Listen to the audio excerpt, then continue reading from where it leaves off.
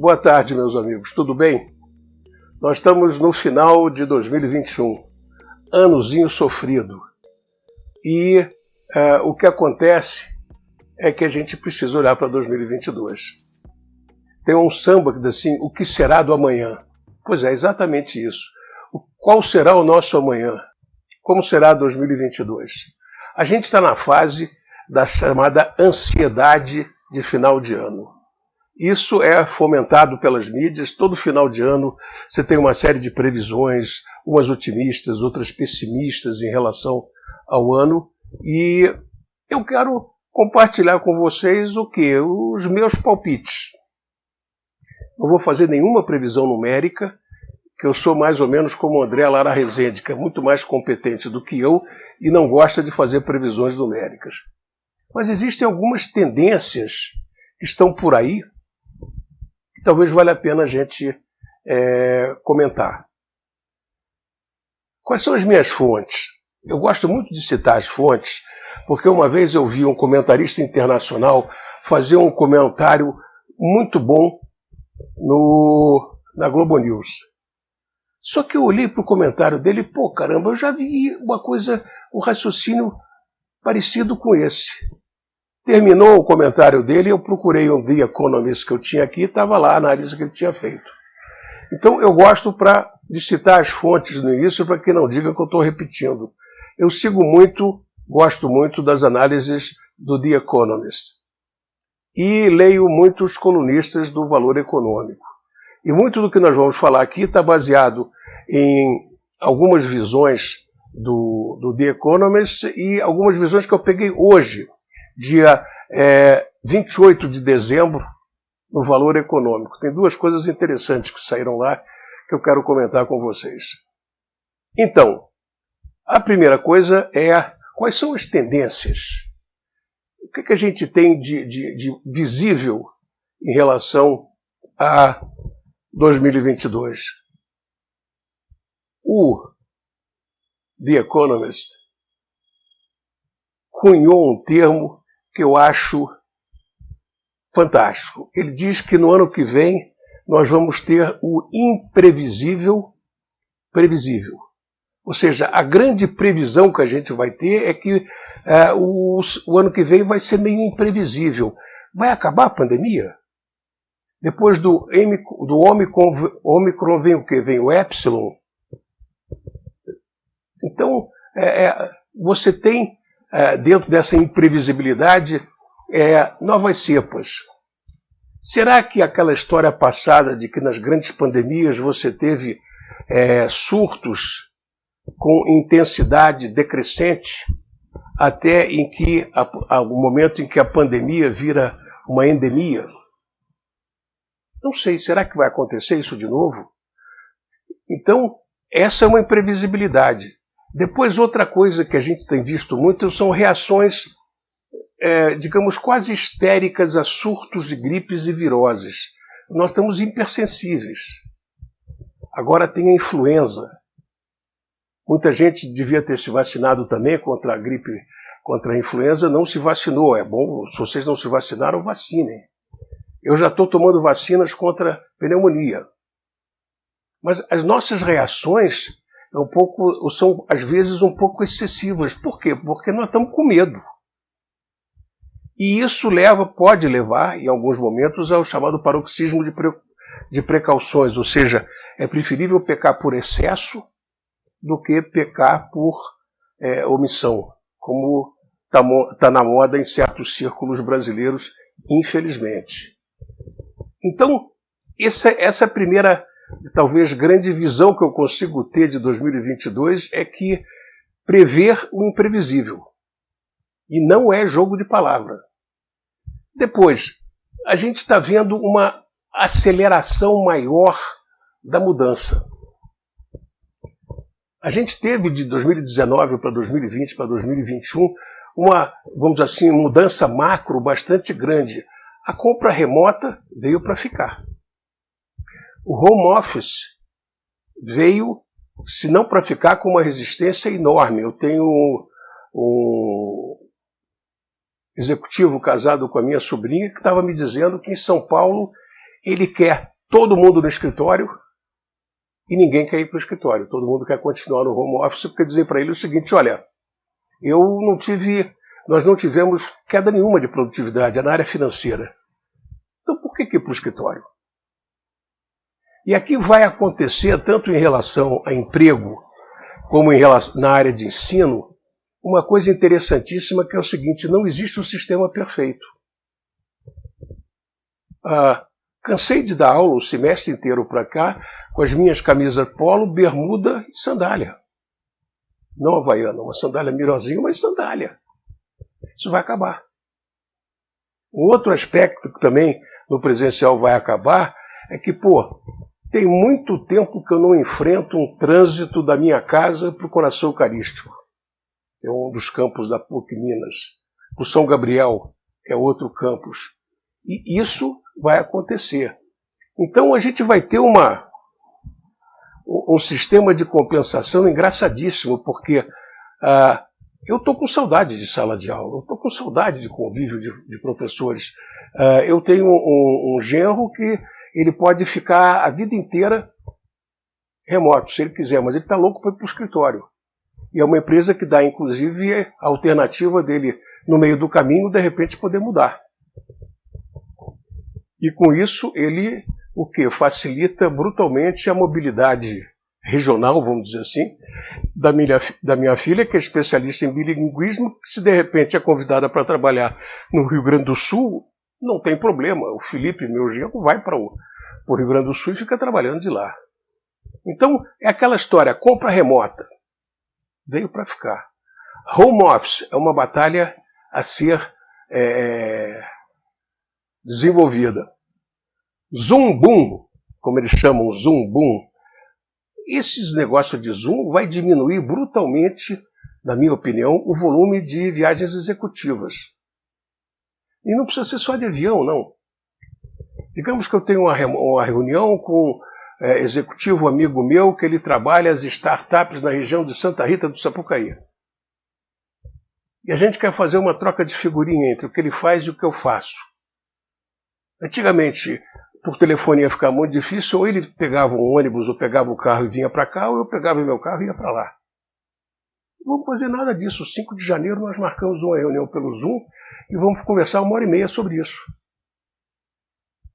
É outra macro mudança. Depois você tem uma macro mudança muito grande na área de ensino, é que você saiu do ensino presencial clássico, sala de aula clássica, ainda ligada a Comênios, lá em 1700 e não sei quanto, se não me engano, ou 1600 e tanto, não nem lembro, até antigo. A famosa aula CUSP-GIS, de repente a aula virou virtual, remota, síncrona ou assíncrona, sem exigência de frequência. E agora nós vamos voltar para o presencial, que não vai ser um presencial de Comênios, mas vai ser um presencial híbrido, em que você vai ter disciplinas presenciais e disciplinas remotas. E dentro das presenciais, metodologias ativas vão entrar brutalmente. Eu vou trabalhar 2 disciplinas por projeto, a gestão de projetos é uma delas e gestão estratégica é outra, e vou trabalhar PBL em matemática financeira. Ou seja, é uma mudança muito grande e é uma mudança macro. Depois tem as mudanças que eu chamo de mudanças micro, e essa aceleração vai continuar. Decreta lockdown, libera lockdown. Usa máscara, libera o uso da máscara. Exige máscara de novo. Vacina, tem os caras que não querem vacinar. Exige passaporte de vacina ou não exige? Então essas são mudanças micro e que de uma hora para outra. Que nós, humanos em geral, temos mostrado uma capacidade muito grande de absorver essas mudanças. O que mais em relação ao mundo? Outra coisa que é preciso ser dito, eu já fiz um Instagram sobre isso e alguém me disse que acha que não, mas olha, você tem uma inflação mundial mais alta. Isso é um fato, não é uma opinião. Por quê? Porque você teve disrupção nas cadeias de suprimento. Disrupção é um termo. O que aconteceu? Bagunçou a cadeia de suprimento em função de quê? Em função de países que fecharam, que abriram e que fecharam certas áreas, de repente abriram de novo. Isso criou tanta confusão, que eu estava lendo outro dia, que quase que nos atrapalha a eleição do ano que vem. Porque estava faltando componentes para as urnas novas, a tal ponto do presidente do Tribunal Superior Eleitoral ter que fazer contatos governo a governo para, se não me engano, Taiwan e China, se não me engano, liberarem o fornecimento de componentes para que as coisas pudessem funcionar. Então as cadeias de suprimento estão desorganizadas e elas vão mudar. Um certo aspecto que vai haver é que o que puder ser nacionalizado vai ser nacionalizado, de tal maneira que você não fique tão sujeito assim a essa disrupção. Um outro aspecto que fez a inflação subir é o estímulo fiscal. Ou seja, é aquela brincadeira de um amigo meu que dizia que, olha, na crise todo mundo é keynesiano. Então todo mundo dá estímulo fiscal, dá Auxílio Brasil, dá uma série de coisas. Para quê? Para que você, primeiro, distribua renda para esse pessoal que ficou sem condições de sobrevivência e, segundo, para você gerar algum tipo de reação de demanda, que acabou acontecendo. Qual foi o resultado disso tudo? Uma inflação mundial em torno de 5%, segundo a unidade econômica do The Economist. Então, o que acontece é o seguinte: se a gente pega a nossa inflação aí de 10%, 10,5%, se você pega isso aí e faz por juro composto, você tem 1,105 dividido por 1,05, você tem uma inflação de 5,2%, que é puramente brasileira. E outros 5% é uma inflação internacional. E aqui um pequeno parênteses. Quando a gente fala em redução da inflação, todo mundo acha que o preço da gasolina vai voltar a 5,40. Não. A redução da inflação significa que a taxa de crescimento dos preços diminui. Mas os preços não regridem, eles param de subir.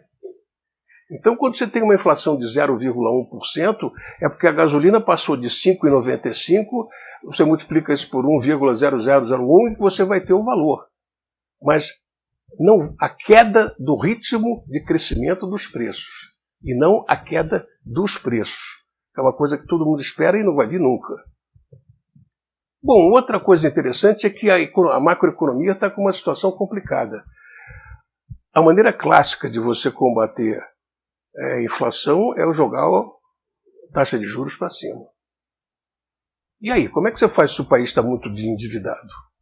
Você está encarecendo a dívida pública.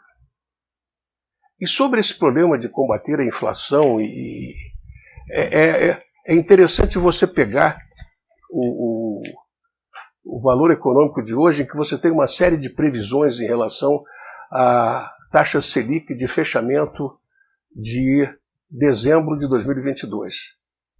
A mediana, ou seja, o valor que ocorreu mais vezes, foi de 11,75. Ou seja, a maioria dos perguntados, que são instituições financeiras, acha que a taxa vai ter que ficar alta o ano que vem porque você não conseguiu controlar satisfatoriamente a inflação. Fala-se numa previsão de uma inflação de 5,8% acima do limite superior da meta. O jornal fala no limite bem superior. De 5 para 5,8 eu não acho bem superior, eu acho superior. Mas tem um certo exagero na afirmativa. Mas, enfim, é um mundo novo. É uma inflação. Antigamente nós éramos autônomos em matéria de inflação. Não precisávamos importar a inflação de ninguém. Nós éramos suficientemente incompetentes para ter uma inflação muito alta. Agora nós temos uma parte que é incompetência nossa, uns 5, 5,5%, e outra parte que é, não digo incompetência, mas resultado das atitudes tomadas para você enfrentar o baque que foi a queda de produção, a queda da atividade econômica em função da pandemia. O que mais? Uma coisa, em termos políticos, que vai voltar, e está muito claro, é a volta da Guerra Fria. Só que a antiga Guerra Fria, que era Estados Unidos contra a União Soviética, você tem hoje em dia dois cenários possíveis, na minha opinião, de ex-professor de finanças internacionais. Uma é Estados Unidos vezes China, e o segundo é os Estados Unidos contra China mais Rússia, num certo acordo tácito para combater o Império Americano. Existe um livro que tem um título sonoro, chamado Tout empire périra, de um francês chamado Jean-Baptiste Durozel. Todo império perecerá. Inclusive o americano um dia vai perecer como o britânico pereceu. Acabou. Mas quando que vai acabar? A torcida é imensa e vem... Eu lembro em 2001 eu ficar chocado com a reação de certos colegas que diziam o seguinte: pô, Torres Gêmeas, Estados Unidos pediu por isso. Não vou entrar nessa discussão. Mas, hoje em dia, essa Guerra Fria, quando a Rússia entra na Guerra Fria, ela entra com conceitos antigos, que são os conceitos de movimentação de exércitos. Coloca o exército na fronteira com a Ucrânia e faz uma série de desafios. A OTAN, indiretamente aos Estados Unidos. Anexa a Crimeia. Isso tudo é a velha e boa Guerra Fria dos anos 60, 70, 50. Só que existe uma Guerra Fria contemporânea mais complicada. Não digo nem mais complicada, diferente. A Guerra Fria entre Estados Unidos e China é basicamente em cima de novas tecnologias. Uma parte da Guerra Fria foi o 5G. A batalha sobre quem ia fornecer a tecnologia para quem. Essa é uma. O outro tema que está muito claro nesse jogo de Guerra Fria é o tema direitos humanos. A perseguição de certas minorias étnicas na China. Só que esse é um tema pantanoso. Porque se de um lado você tem isso, estão perseguindo, como é que é o problema de imigração no nosso Ocidente aqui? O pessoal está aceitando a imigração da África numa boa? Como é que está a Itália e a Líbia em relação àqueles barcos que saem de lá e que terminam na Itália? E por fim você tem uma Guerra Fria em termos de territórios, onde o mais evidente é Taiwan, que antiga China nacionalista, antiga Formosa, que a China continental não engole.